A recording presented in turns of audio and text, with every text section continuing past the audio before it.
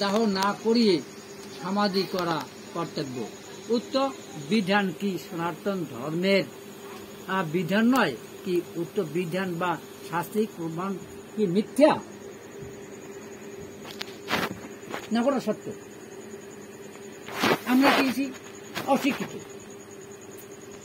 এখন আমি বাউন আনোয়ার বাবুর শ্রাদ্ধ করতে বলছি, গরু দেবা, ছাগল দেবা, মহিষ দেবা, গাছ দেবা, সোনা দেবা, টাকা দেবা, ভূমি দেবা, দেখতে পারবা? হ্যাঁ, হাতি লাঠি পাড়ি জামা জুতা না পারলে 10,000 টাকা দেবা। সিগারেট তখন খাওয়া লাগবে না।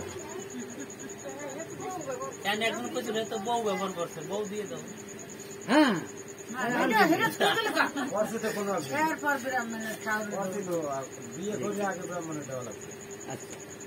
ক্ষতিপূরণ কিন্তু এই কথা বলে গেছে।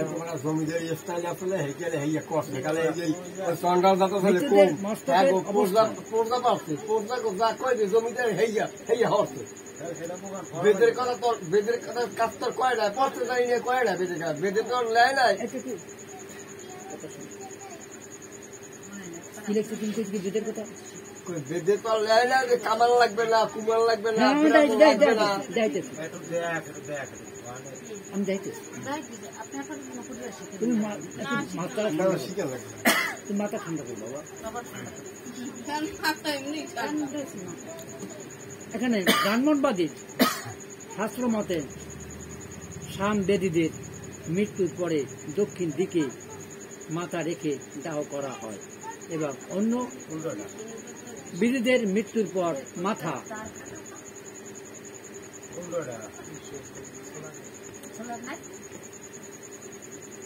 দেওয়া হয় কারা হয়। ব্রাহ্মণ আচারে উত্তর দিকে উৎকৃষ্টতা, তাদের উত্তর দিকে মাথা রেখে দাহ করা হয়। যেহেতু অন্য অন্য দেবীরা উৎকৃষ্ট জাতের, মৃত্যুর পরে তাদের স্থান হলে উৎকৃষ্ট স্থান অর্থাৎ স্বর্গে। কিন্তু সামবেদীরা লোক অনুগত ও নিম্ন জাতির, সেই মতে মৃত্যুর পরে তাদের স্থান অন্য মতে নিকৃষ্ট স্থানে অর্থাৎ নরকে। তোমার স্থান কোথায়? নরকে। তোমার দক্ষিণ দিকে মাথা দিয়ে করতে হইবে, দক্ষিণ দিকে মাথা দিয়ে সমাধি করতে হইবে। আর আমি বাউন, আমার উত্তর দিকে উৎকৃষ্ট। উত্তর দিকে কোথায়? বিষ্ণু স্থানে। আমি গোলকের স্থানে যাব, আমি ঠাকুর দর্শনে যাব, ঠাকুর কোলে থাকবো বসিয়া। ঠিক আছে? দক্ষিণে নরক। হ্যাঁ, ওরা বাউন বানাই রয়েছে। বাউনের কথা, এখানে বেদের কথা, আমার কথা তো না। পিতৃলোক তো সঠিক আছে, পিতৃলোক কেমন জানিয়ে দিতি? হ্যাঁ, এখানে সে কথাও লেখি গেছে। আমি দেখাইতে পারবো আমার পাতা উড়ে উড়ে বেদের কথাই, আমার মৌতের কথা না।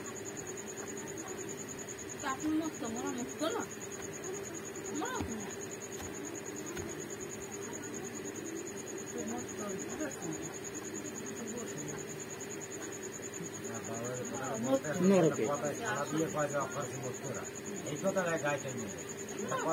শাস্ত্র ব্রাহ্মণদের হাতের গড়া শাস্ত্র,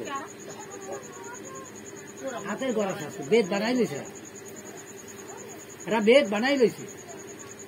আচ্ছা, সাংবাদিরে দেবের এত্রীয় নিকৃষ্ট মনে করে যে যাহারা অপদার্থ স্বরূপ হিংস্র ব্রাহ্মণেরা বেদ শাস্ত্র